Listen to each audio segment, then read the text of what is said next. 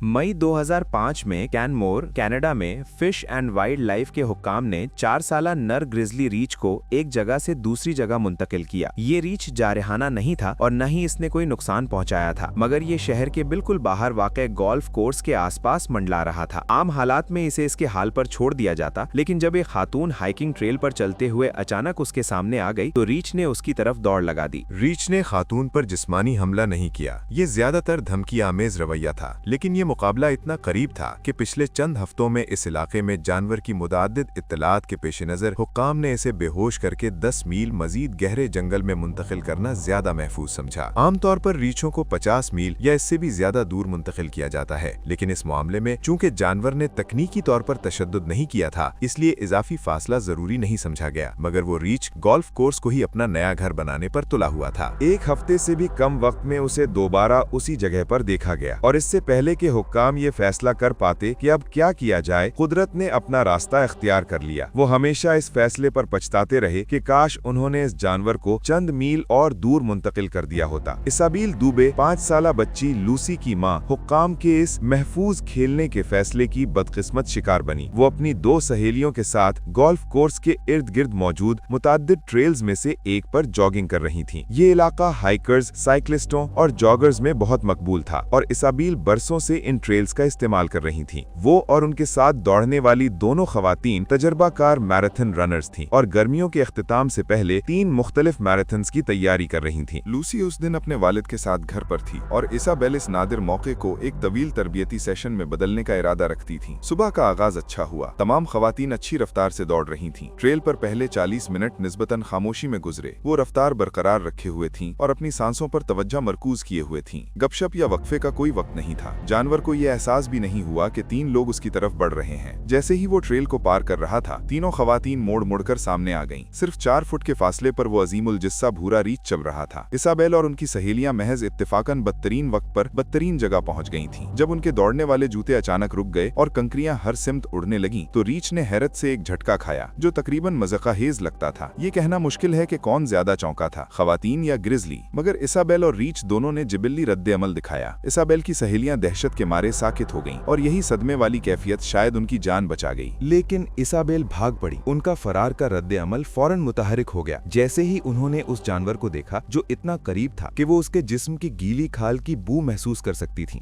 बगैर सोचे समझे वो बाईं तरफ मुड़ी और सीधा करीब तरीन दरख्त की तरफ दौड़ पड़ी। उनके जहन में सिर्फ यही था कि किसी तरह ऊंचाई पर पहुंच जाएं। आम हालात में ये बदतरीन ख्याल न होता, क्योंकि ग्रिजली रीछ अच्छे दरख्त चढ़ने वाले नहीं होते। इसका ये मतलब नहीं कि वो कभी दरख्त नहीं चढ़ते, बस ये उनकी आदत नहीं। मगर इस तेज हरकत ने रीछ को उसके लम्हाती सदमे से बाहर निकाल दिया। जैसे इसाबेल के अंदर जिबिल्लत ने काम किया और वो दौड़ी, वैसे ही रीछ भी उनके पीछे दौड़ पड़ा। दोनों में से कोई सोच नहीं रहा था। इसाबेल सिर्फ भागना चाहती थी और जानवर बस उस मखलूक को खत्म करना चाहता था जो उसकी हुदूद में दाखिल हो गई थी। इसाबेल ने रास्ते के पास मौजूद पोल पाइन के दरख्त को पकड़कर चढ़ने की कोशिश की, मगर वो बमुश्किल जमीन से ऊपर उठ पाई। जब रीछ उन तक पहुंचा तो उसने अपना पंजा मारा। उसके नाखून उन्हें ना पकड़ सके, मगर वार इतना जोरदार था कि उसके लगते ही असाबील की टांग की टखना टूट गई। असाबील उड़ती हुई जंगल की जमीन पर जा गिरी। वो पेट के बल गिरी और नम जमीन पर फिसलती चली गईं, यहाँ तक कि रुक गईं। ट्रेल पर मौजूद दोनों खवातीन होश में आईं और जितनी तेजी से मुमकिन था वापस उसी रास्ते से भाग पड़ी। वो अच्छी तरह जानती थीं कि एक मुकम्मल बालिग ग्रिजली से लड़ने की कोशिश तीनों के लिए मौत का परवाना होगी। उनके जिंदा बचने का वाहिद मौका यही था कि वो मदद के लिए दौड़ें जब तक रीछ मशगूल है। अब असाबील अकेली थीं और मुकम्मल तौर पर मुश्तइल जानवर के रहमो करम पर। उन्होंने उठने की कोशिश की,